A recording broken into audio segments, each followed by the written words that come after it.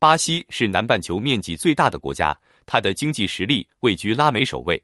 巴西的历史可以追溯到22000年前，第一批人类抵达南美洲。当葡萄牙探险家抵达巴西时，如今的巴西境内有多达2000个部落。原住民传统上大多是半游牧部落，以狩猎、捕鱼、采集和迁徙农业为生。巴西第一批居民被葡萄牙人称为印第安人，他们的起源至今仍是考古学家争论不休的话题。卡布拉尔在1500年4月或5月撰写了第一份关于如今巴西的书面文献。当时，身为葡萄牙外交官的卡布拉尔受国王曼努埃尔一世委托，率领一支由13艘船只组成的探险队寻找通往印度的航线。这次航行的主要目的是与印度建立永久性的贸易关系，进而垄断香料贸易。1500年3月9日，卡布拉尔的舰队从里斯本出发。卡布拉尔按照达伽马的建议，在非洲西南部热带海域航行时，想借阻信风。在实际航行中，卡布拉尔的舰队在通过福德角群岛后遇到强烈风暴，又被赤道洋流推到了一个未知的海域。4月22日，船员们看到了巴西东海岸的帕斯夸尔山。卡布拉尔舰队于4月25日驶入现今巴西的波尔图塞古鲁港。卡布拉尔给这里起名叫维拉克鲁兹，意为圣十字地。之后，卡布拉尔在岸边竖起刻有葡萄牙王室徽章的十字架，宣布该地区为葡萄牙国王所有，并立即派出一位船长回葡萄牙报告这一重要消息。1500年4月22日被定为正式发现巴西的日期。后来，葡萄牙人在海岸附近的热带森林中发现了可以提炼贵重的红色染料的树木，并将它定名为 Pau Brasil。巴西红木所产生的深红色染料引发了巴西早期的商业性开发。红木之地一词随后逐渐取代圣十字架之地，成为该地区的正式名称，这就是巴西一词的由来。在整个16世纪，巴西海岸的土著民族图皮人砍伐了大量的巴西红木，他们将木材卖给欧洲商人，以换取各种欧洲消费品。后来，由于需要进一步深入内陆寻找森林，巴西红木贸易变得不那么诱人。人们由此对在已开垦的土地上建立种植园的兴趣与日俱增，对劳动力的需求因此随之增长。葡萄牙人试图奴役印第安人，但由于不习惯在田间长时间劳作，又感染了欧洲疾病，导致土著人口大量死亡。在1529年之前，葡萄牙因专注于亚洲贸易带来的巨额利润，忽视了对巴西的开发。这种缺乏兴趣的行为导致多个国家的商人、海盗和私掠船在葡萄牙声称拥有主权的土地上偷猎利润丰厚的巴西红木。法国甚至于1555年建立了短暂的殖民地法属南极洲。作为回应，葡萄牙王室设计了一套有效的定居制度。通过世袭的郡长制，他们将巴西划分成小块土地，并赠予葡萄牙贵族。该制度后来在1572年被双重政府所取代。在双重政府制度下，巴西被分为位于萨尔瓦多的北方政府和位于里约热内卢的南方政府。从16世纪开始，在巴西东北部沿海地区，甘蔗成为最重要的经济作物。大型种植园使用奴隶劳动生产糖，并出口到欧洲。由于劳动力的缺乏，定居者从非洲进口了大量奴隶。到1570年，巴西的糖产量已与大西洋岛屿相媲美。17世纪中叶，荷兰人夺取了巴西东北部的产区。荷兰的入侵凸显了巴西在外敌入侵面前的脆弱性。葡萄牙的应对措施是修建海岸堡垒，并组建海上巡逻队来保护殖民地。在驱逐荷兰人的战争期间，人们第一次感受到巴西人的利益与葡萄牙人利益的不同。在葡萄牙裔巴西人及其土著和非裔巴西盟友的推动下，荷兰人被驱逐出巴西。由于战争破坏了种植园的大部分土地和基础设施，巴西战后恢复的过程十分缓慢。在此期间，荷兰、英国和法国在加勒比地区仿效巴西的种植园模式，建立了糖业生产。由于竞争的原因，巴西糖业的市场份额随之下降。到17世纪末，来自圣保罗的匪徒在后来被称为米纳斯吉拉斯的溪流中发现了黄金。该地区发现金矿导致大量欧洲移民涌入，葡萄牙政府决定从本土引进官僚来控制运营。18世纪20年代，在普林西比维拉附近的蒂胡科村附近发现了钻石矿床，随后掀起了一股开采钻石的热潮。除了糖、黄金和钻石之外，巴西还为葡萄牙提供了棉花和烟草。随着巴西内陆地区的开放，畜牧业的发展也随之兴起。然而，葡萄牙的政策倾向于掠夺巴西的资源，而非发展真正的本土经济。1807年末，西班牙和拿破仑的军队威胁到葡萄牙本土的安全，迫使摄政王若昂以母亲玛利亚一世女王的名义，将王室从里斯本迁至里约热内卢。1809年，为了报复法国，摄政王下令征服法属圭亚那。2年后，葡萄牙军队将乌拉圭并入了巴西的版图。在乌拉圭被吞并的同一年，北方的伯南布哥爆发了争取巴西独立的起义，并在雷西福市成立了第一个真正意义上的巴西政府。2个月以后，在政府军的围困下，断粮断水的起义军被迫缴械投降。1814年，葡萄牙本土战争结束后，欧洲各国宫廷认为一个古老的欧洲君主不适合居住在殖民地。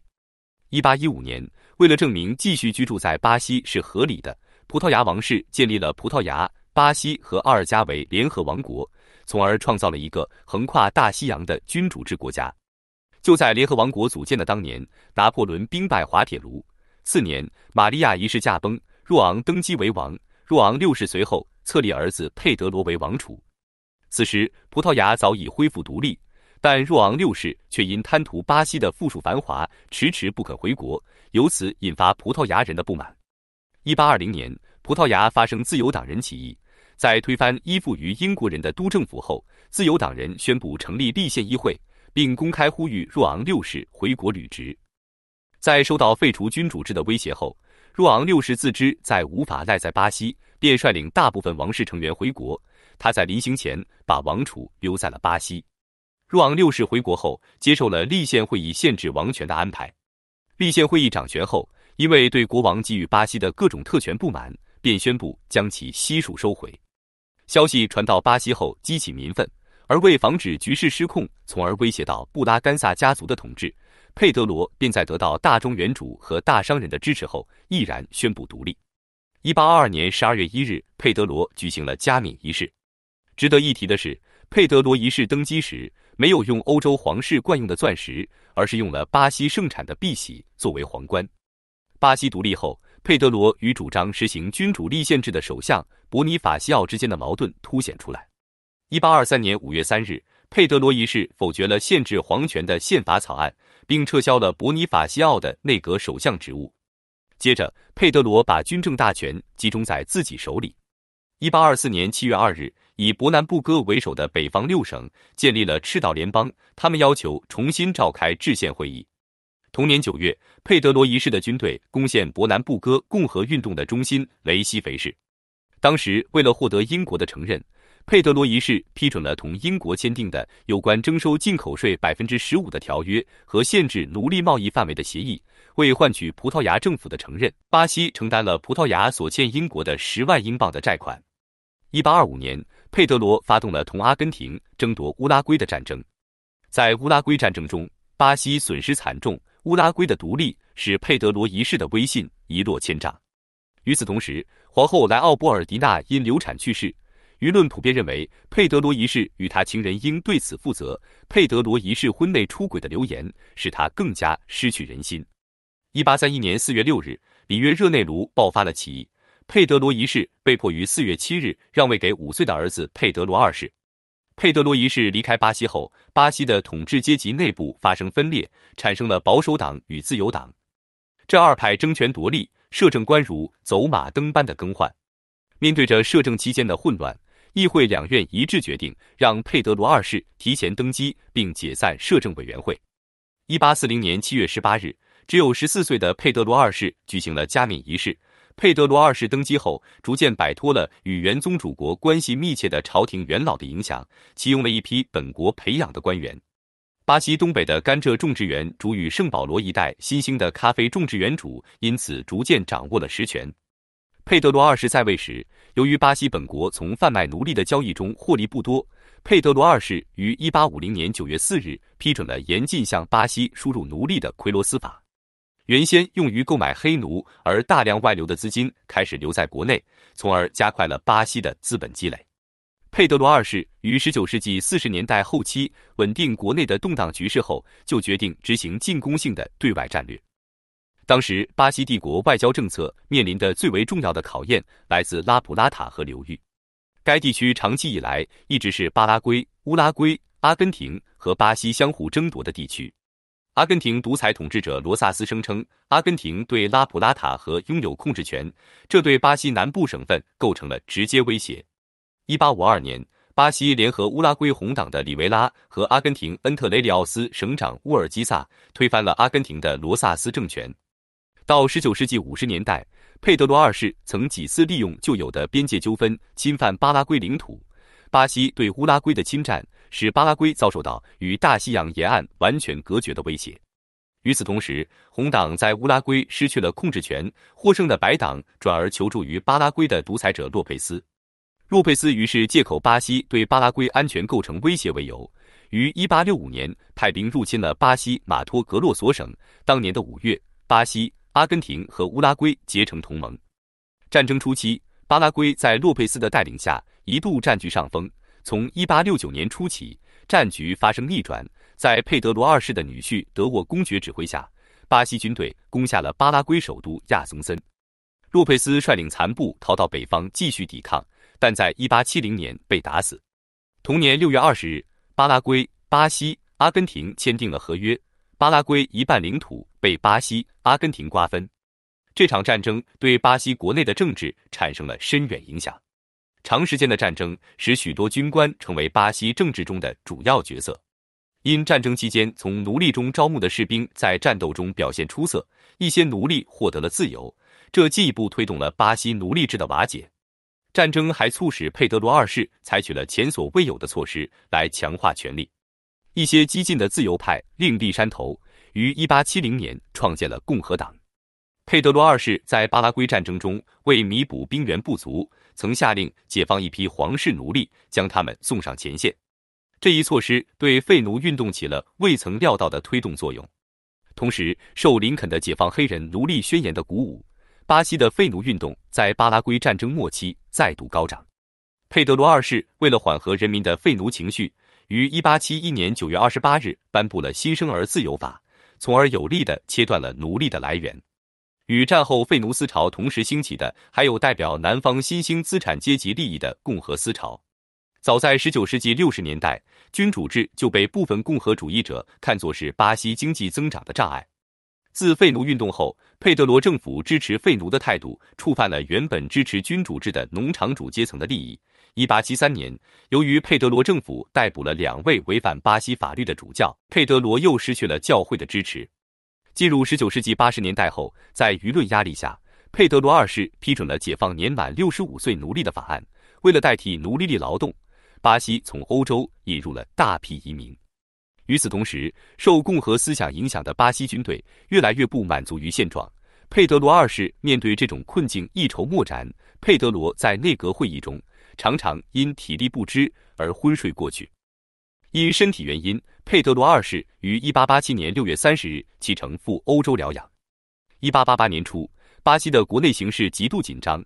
5月8日，国会通过了无条件解放全部奴隶的法案，这导致大奴隶主纷纷转向共和派。伊莎贝尔公主无法驾驭国内动荡的局势，急忙电告父亲回国。佩德罗二世在8月匆匆赶回巴西。经过佩德罗二世一番努力，局势略有缓和。次年，宫廷中传出佩德罗二世将让位于女儿的消息。马托格罗索省军区司令丰塞卡与佩德罗二世的女婿德沃公爵素有矛盾。听到这个消息后，丰塞卡于1889年11月发动了政变。丰塞卡掌权后，他宣布建立共和国。随着丰塞卡的上台，财政部长鲁伊·巴博萨试图将巴西经济重心从农业转向工业。由于巴博萨授权银行发行不以金银为支撑的纸币，发行银行的制度以及为公司组织提供的便利，导致了通货膨胀和灾难性的金融投机。面对危机，巴西议会通过了一系列旨在削弱总统丰塞卡权力的法律。随后，丰塞卡公然违反1891年刚刚颁布的宪法，下令解散国会。驻扎在瓜纳巴拉湾的海军上将德梅洛闻讯后，威胁要轰炸当时的共和国首都里约热内卢。为了避免内战，丰塞卡辞去了总统职务。随后，副总统佩肖托宣布接替丰塞卡的职务。根据1891年宪法第42条的规定，如果由于任何原因总统职位出缺，而现任总统的任期尚未满2年，则应举行新的总统选举。即便如此，佩肖托还是上任了。佩肖托上任后，控制了基本食品和房租的价格。史学界认为，他的执政时期就像他的前任一样，以个人主义和联邦行政权的集中为特征。佩肖托于1894年11月15日将权力移交给普鲁登特·德莫赖斯。佩肖托于次年6月因肝硬化去世。随着佩肖托的离任，巴西形成了寡头政体。当时，真正的权力掌握在被称为上校的地方权贵手中。上校们通过一种被称为冠冕制的非书面协议控制着巴西。在这种制度下，地方寡头选举州长，州长再选举总统。这种州长政治是武装斗争和讨价还价的结果。人口稠密、经济繁荣的米纳斯吉拉斯州和圣保罗州主导了这一体系。该体系将国家寡头政治巩固在曾经是旧君主精英成员的家族周围。在这种制度下，地方权力下放到了农业寡头手中。当时巴西经济依赖北大西洋国家的贷款，这削弱了巴西国内工业基础。巴西农业因此为实现机械化，农民只能通过低效的刀耕火种方式清理土地，这导致巴西民众生活水平普遍低下。由于营养不良、寄生虫病以及医疗设施的匮乏，在1920年，巴西人的平均寿命仅为28岁。在此期间，巴西由多个区域经济体组成，这些经济体向欧洲和北美市场出口各自的特色产品。由于缺乏大型内部市场和陆路运输，阻碍了巴西内部的经济一体化。因巴西东北部糖业的衰落和亚马逊地区野生橡胶热潮被高效的东南亚殖民种植园取代，巴西东南部成为了出口的支柱。在第一共和国期间，巴西的总统职位由最强大的圣保罗州和米纳斯吉拉斯州控制。由于这2个州的权力分别建立在咖啡和奶制品生产的基础上，旧共和国的政治制度被描述为牛奶咖啡政治。咖啡加牛奶政策是州寡头政治与联邦政府签署的一项协议，目的是实现圣保罗和米纳斯吉拉斯州政客之间的权力轮换。该政策在坎波斯、萨勒斯政府时期正式实施。该协议的名称源于圣保罗是咖啡生产地，而米纳斯吉拉斯是牛奶生产地。因此，总统选举由圣保罗共和党和米纳斯吉拉斯共和党共同完成。咖啡加牛奶政策最初是一种政治安排，因为巴西没有全国性的政党组织。坎波斯·萨勒斯总统在完成任期后，出于对巴西政局稳定的担忧，他于1902年的总统选举中提名了来自圣保罗的奥尔维斯为他的继承人。这项政策遭到当时正在扩张的咖啡行业相关商人的严厉批评。随着对腐败的谴责加剧了国家内部问题，时任总统文塞斯劳·布拉斯开始感到有必要将公众的注意力从他的政府身上转移开来。就在此时，德国海军在法国海岸附近击沉了巴西民船。10月26日，巴西政府向同盟国宣战。虽然巴西对第一次世界大战的结果影响不大，但这种参与使该国获得了凡尔赛会议的席位，并成为国际联盟的创始国之一。战争结束后，巴西在经济上取得了巨大进步。尽管仍然依赖咖啡出口，但到1925年，巴西咖啡的全球价格已上涨了1倍多。1929年，华尔街崩盘导致巴西经济陷入动荡，咖啡价格随着巴西经济衰退而急剧下跌。在经济崩溃之际，路易斯总统撕毁了咖啡和牛奶协议，宣布他的继任者将是同样来自圣保罗的普雷斯特斯。这违反了长达40年的寡头政治。为了回应对寡头政治的背叛，米纳斯吉拉斯州、南里奥格兰德州和帕拉伊巴州组成了自由联盟。该联盟谴责普雷斯特斯在1930年3月总统选举中的胜利是舞弊行为，但他们并没有进一步行动，直到7月下旬，瓦加斯的竞选伙伴若昂·佩索阿被暗杀。暗杀很大程度上是由于个人恩怨，但事后佩索阿成为了革命事业的烈士。10月3日，在瓦加斯和戈伊斯·蒙泰罗的领导下，南里奥格兰德州发动叛乱。叛乱不久就蔓延到巴西北部和东北部。军官们担心内战可能旷日持久，于是他们在10月24日发动了政变，推翻了路易斯政府。为了阻止进一步的流血事件，3名高级军官组建了军政府。在与瓦加斯为首的革命者谈判后，军政府结束了不到2周的统治。瓦加斯从军政府手中获得权力后，他利用税收减免、降低关税和进口配额等干预政策，使巴西工业基础得以扩大。在解散地方立法机构以及国民议会后，瓦加斯掌握了立法和行政部门的所有决策权。尽管瓦加斯提倡农业多样化，但他也认识到不能放弃巴西高度依赖的咖啡行业。因此，瓦加斯政府采取措施解决该行业的财务危机。1933年2月10日，瓦加斯成立了国家咖啡部。1931年3月，瓦加斯颁布法令，禁止为生产过剩的行业进口机械。当时，瓦加斯面临着一个重大问题：大量的咖啡库存在国际市场上没有需求。1931年7月，瓦加斯政府利用出口税和外汇税的资金收购过剩的咖啡，并销毁其中一部分。这样做可以维持咖啡价格。该计划持续到1944年。在此期间，瓦加斯政府共销毁了7820万袋咖啡，相当于全世界3年的消费量。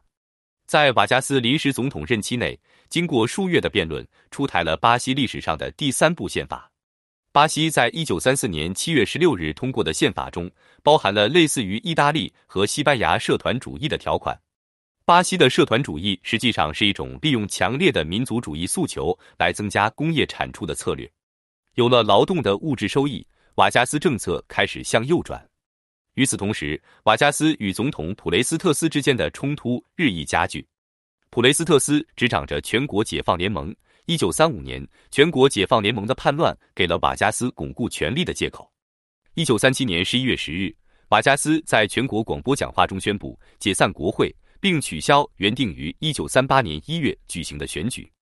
就在当晚颁布的宪法将几乎所有的权力都集中在瓦加斯手中。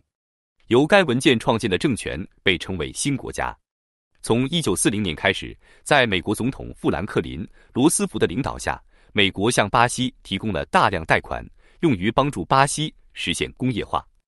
瓦加斯在经历了一段模棱两可的时期后，出于经济原因站在了反法西斯同盟一边，为报复1942年1月巴西中断外交关系，并将空军基地分配给巴西北部的美国人，希特勒下令将轴心国海军的进攻延伸到南大西洋上空。在巴西的商船被德国和意大利潜艇击沉，并造成数百名平民死亡之后，巴西于1944年下半年组织远征军对抗意大利。尽管瓦加斯政府在国外捍卫民主，但二战结束后，由于瓦加斯的独裁政策，国内的不满情绪日益高涨。在压力下，瓦加斯于1945年允许政党改革，在此期间，瓦加斯创建了巴西工党。这一政治自由化所释放的力量严重削弱了新国家体制，并促使陆军部在1945年10月29日迫使瓦加斯辞职。1950年，瓦加斯作为巴西工党候选人赢得了总统选举。瓦加斯重新掌权后，他推行的一项颇具争议的100%最低工资调整引发了军方的公开抗议，这标志着军事领域和劳工领域对瓦加斯政府的支持减少。就在此时，瓦加斯的政敌遭遇暗杀。后来，瓦加斯贴身卫队长向法庭承认他是暗杀企图的幕后主谋。由于托内莱罗街的犯罪事件，瓦加斯受到媒体和军方的压力，宣布暂时离开总统职位。这场危机导致了瓦加斯自杀身亡。瓦加斯的死意味着他从被告变成了受害者。瓦加斯黯然下台，造成了巴西历史上10几年的党派之争。在此期间，巴西将首都由沿海的里约热内卢迁至内陆的巴西利亚。由于亲瓦加斯派系和反瓦加斯派系水火不容，这为巴西军方通过政变获取政权创造了条件。20世纪70年代，巴西军政府创造了所谓的巴西奇迹，在军事政权的严格控管下，巴西经济虽然持续成长，却造成资金外流及贫富差距日渐加大等问题。1979年，陆军将军若昂·菲格雷多就任总统后，他承诺将民主带回巴西。在他执政期间，实施了一些改革，然而通货膨胀仍在加剧。1979年3月，巴西外债首次超过1000亿美元，迫使巴西政府于1982年向国际货币基金组织寻求援助。此时，严重的不平等和经济不稳定取代了早先的增长，菲格雷多无力控制摇摇欲坠的经济。巴西之后举行了20年来的第一次国家立法机构自由选举。1985年，随着巴西恢复文官统治，坦克雷多·内维斯在1月15日的间接选举中当选总统。内维斯在就职前夕却病逝了，总统职位传给了长期支持军政权的副总统若泽·萨尔内。萨尔内就任临时总统后，兑现了坦克雷多的竞选承诺，修改了从军事政权继承下来的宪法，并选举产生了拥有起草新宪法权力的议会。1988年10月，巴西颁布了现行的联邦宪法。萨尔内担任总统期间，实施了雄心勃勃的计划，试图扭转菲格雷多政府遗留下来的严重通货膨胀。当时巴西通货膨胀率高达 934%， 尽管最初通货膨胀有所下降，但到1990年，巴西每月通货膨胀率达到 84%。萨尔内政府无力应对通货膨胀，最终导致领导政治过渡的政党输掉了总统选举。尽管科洛尔拥有大量选民的支持，但由于他新成立的政党在议会中席位很少且没有参议员，因此政府的议会基础较小。1992年5月，科洛尔的兄弟佩德罗指控他纵容其竞选财务主管操纵的权钱交易计划。2个月后，国会成立了调查委员会。8月26日，国会以16票赞成、5票反对的结果通过了最终调查。9月29日，弹劾程序在国会下议院启动。科洛尔以441票赞成、38票反对的结果被免职。科洛尔剩余任期由副总统佛朗哥完成。佛朗哥上台时，巴西通货膨胀率在1992年达到 1110%，1993年飙升至近 2400%。佛朗哥选择了卡多佐担任财政部长，后者将年通货膨胀率控制在 6% 以下。在1994年10月的选举中，卡多佐以 54% 的得票率赢得总统职位。在他执政的头4年，他的政府因给这个多年来饱受恶性通货膨胀困扰的国家带来了经济稳定而受到赞誉。在他获得连任后，由于货币危机、公共债务增加以及由一场意外的干旱引起的能源危机，导致卡多佐的支持率下降。2003年1月1日，卢拉以 61.27% 的有效选票击败社会民主党候选人，卢拉由此成为巴西历史上第一位民选左翼总统。在他任职的头几个月，通货膨胀率上升得非常危险，这反映出市场对卢拉政府货币政策的不确定性。然而，由于卢拉选择维持其前任的政策，市场对卢拉政府的信心得以恢复。但卢拉的经济政策令他最激进的左翼盟友失望，这导致了劳工党内部的分裂。2005年，卢拉政府遭受重创，内阁成员被指控腐败和滥用职权，部分成员被迫辞职。当时，大多数政治分析家都认为卢拉的政治生涯注定要失败，但因卢拉任内减少了贫困和对外部资源的依赖，卢拉在2006年10月的大选中再次当选总统。2010年10月，同样来自工人党的迪尔玛·罗塞夫成为巴西首位女性总统。罗塞夫曾是卢拉政府的关键成员，她在胜选演讲中明确表示，他在任期内的使命是延续前任的政策，以减轻贫困并确保经济持续增长。2013年，巴西民众因公共交通票价上涨爆发了抗议。在2014年10月26日举行的连任选举中，罗塞夫面临保守派的挑战，但他最终以 51% 的得票率成功连任。由于2014年开始的腐败丑闻和经济衰退，抗议活动在2015年再次爆发，导致总统罗塞夫于2016年8月因管理不善和无视国家预算而被弹劾。罗塞夫剩余任期由副总统米歇尔·克梅尔完成。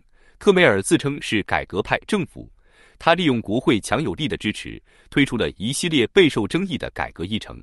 2017年5月，在执政1年后，克梅尔成为巴西历史上第一位在任期间因涉嫌被动腐败而被总检察长办公室向最高联邦法院举报的总统。克梅尔以自军事独裁统治以来最高的反对率结束了他的任期。2018年9月，在高等选举法院拒绝了卢拉在2018年选举中的候选资格后，前教育部长阿达德开始以劳工党候选人的身份参加2018年总统选举。2018年10月，极右翼国会议员前陆军上尉雅伊尔·博索纳罗在前所未有的腐败丑闻侵蚀公众对机构的信任的情况下，博索纳罗的政治局外人地位以及他反对犯罪和腐败的强硬意识形态，帮助他赢得了总统大选。在博索纳罗担任总统的第1年，他推行的工业化政策以及使用刀耕火种的方式清理森林面积，导致2019年亚马逊雨林火灾数量与前几年相比大幅增加。在博索纳罗执政期间，巴西饥饿人口达到3300万，而不到2年前，这一数字只有1910万。博索纳罗总统任期的最后2年，总统本人及其盟友与最高联邦法院之间冲突不断。博索纳罗在2022年巴西大选中寻求连任，最终他在第2轮选举中败给了前总统卢拉。